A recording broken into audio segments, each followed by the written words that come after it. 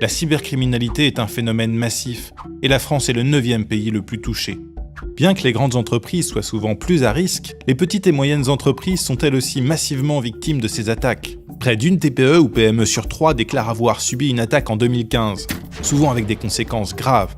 Et dans un contexte où près de 7 Français sur 10 envisagent un achat sur Internet avant la fin de l'année, les sites de e-commerce sont des cibles privilégiées. Presque la moitié des attaques ciblent des e-commerçants.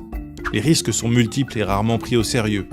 Les vols de données via des programmes malveillants, des vols d'appareils ou de mots de passe peuvent avoir des conséquences dramatiques. Parmi celles-ci, des pertes de données sensibles ou des chantages aux données contre rançon. Certaines attaques peuvent aussi cibler les serveurs et les rendre momentanément inaccessibles et ainsi générer des pertes de profit, notamment dans le cadre de sites de e-commerce. Quelles sont donc les solutions pour contrer ces attaques ? Il est d'abord important de ne pas sous-estimer les risques. L'infection d'appareils par des programmes malveillants peuvent, selon les cas, les rendre inutilisables, permettre la prise de contrôle à distance de la machine et aboutir à des vols ou des pertes d'informations. Cela est malheureusement assez fréquent puisque un site internet sur 500 est infecté par un programme malveillant. Il faut également penser à effectuer systématiquement les mises à jour de sécurité des logiciels. Elles permettent de combler des failles par lesquelles des pirates pourraient s'infiltrer dans vos systèmes. Pensez également à faire des sauvegardes avec régularité et à dupliquer toutes vos données sur un serveur indépendant. Cela vous protégera des pertes liées à des bugs ou à des piratages. Il est important de bien séparer ces outils personnels de ceux qu'on utilise dans le cadre professionnel.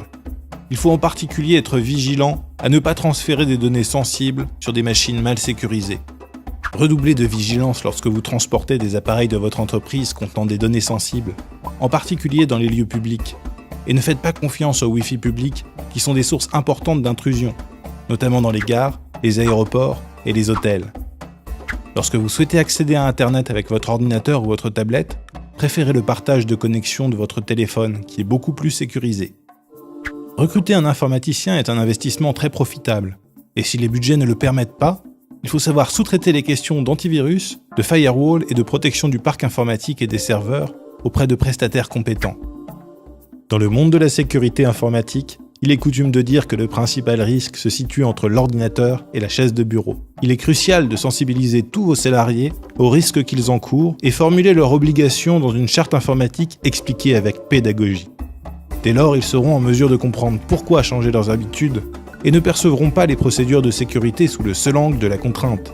Enfin, nous vous conseillons vivement de séparer vos mots de passe personnels et professionnels et de ne pas avoir le même mot de passe sur tous vos comptes. Un bon mot de passe comprend des lettres, des chiffres, des caractères spéciaux, des espaces, des minuscules et des majuscules. Pour donner un exemple, si votre mot de passe est une date, un logiciel malveillant le trouvera en 3 millisecondes. En revanche, si vous avez un mot de passe comme celui-ci, le craquer sera beaucoup plus long. Soyez créatifs, inspirez-vous des SMS de vos enfants. Pour tester la sécurité de votre mot de passe, vous pouvez vous rendre sur howsecureismypassword.net.